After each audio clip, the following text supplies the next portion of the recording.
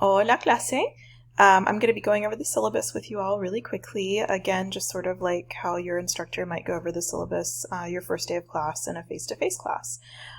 You are now registered for a Spanish Accelerated Beginning course, 1110. What that means is it's essentially 1001 and 1002 combined into one semester, and in this case, the summer semester, that's an even shorter period of time. So it is a lot of work in a short period of time. So be prepared for that. This is the textbook that you are required to purchase. Essentially, what you will be doing is purchasing your access to the Connect website, and with your registration on that website, you will be getting a copy of the digital textbook with that. You can start a 2-week free trial with Connect if for any reason you need to postpone your payment, but after those first 2 weeks, you will be asked to pay in order to keep using the site. I'm not going to read every single detail of this syllabus, but there's, the basics of what is to be expected in the semester in terms of learning a language. The goals in our course, exactly what you will be learning.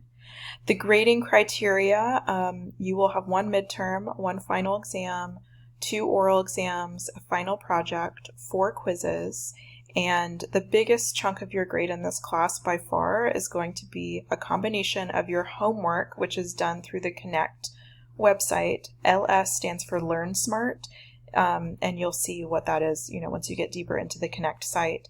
But essentially, it's also part of your homework. And then the participation grade, which is half of which is the discussion forums, and half are the recordable video chats through the Connect site. So please do note that this is the majority of your grade in this class. So do not underestimate the importance of completing your homework on time and completing those participation assignments. The grading scale, again, we'll be using 2 different platforms, ELC and Connect. Your midterm and your finals, there are dates listed on the course syllabus and the course calendar. There's information about the format and also what is expected of you. There's also a lot of information on ELC about the Tegrity proctoring program, which is required for all tests and quizzes. And do note that if you do not use Tegrity to record yourself for these exams, you will receive a grade of 0. It's absolutely necessary to have that video along with your exam.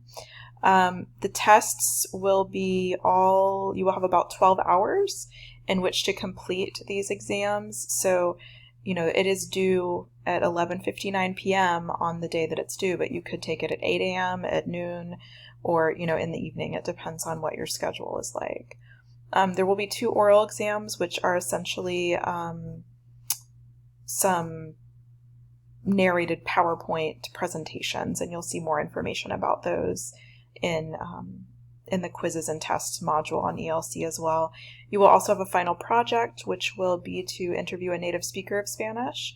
We'll talk about that. That's due at the end of the semester, so there's plenty of time, but do start thinking about who in your contacts you might be able to interview. There are options to get assistance from me in finding someone if you really can't find someone on your own. There are 4 quizzes, and these are usually between testing you on 2 to 3 chapters of material, and they will consist of just sort of like the midterm and the final vocab, grammar, listening, reading questions. Again, all quizzes require a Tegrity video. Your participation grade, again, is comprised of weekly video conversations with a partner from class and ELC discussion forums, in which you will be, in a way, also having a conversation with classmates, but through a written forum as opposed to orally through a video.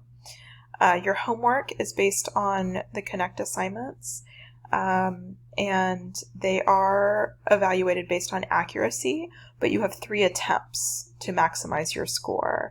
The Learn Smart activities count as completion grades, and it's an adaptable tool that basically the more you know, the fewer questions you have to answer. The less you know, the more questions you have to answer, but it is just for completion. So as long as you complete the Learn Smart activities, you'll be getting 100 on those assignments.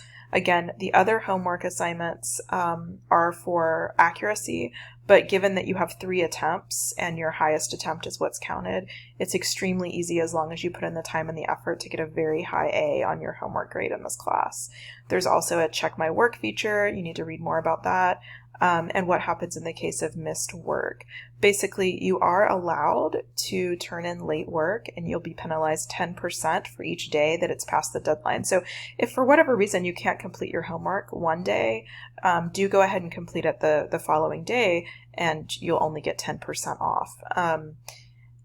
Let's see, what else? My role in this course is it's a little bit different than in the face-to-face classes, but I am here to facilitate your learning, to support you in any way I possibly can, and to meet with you whenever required, whenever you need some extra help.